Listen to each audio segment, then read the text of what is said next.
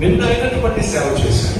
అంతేకాదు చిన్నవాడైనప్పటికీ మిగతా శిష్యులందరికంటే ఎక్కువ కాలం బ్రతికాడు.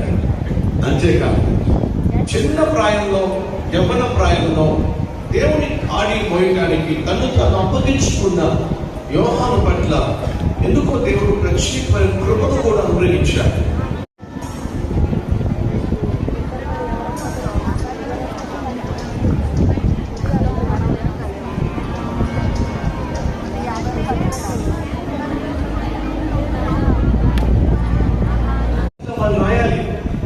అది ఒక నియమము.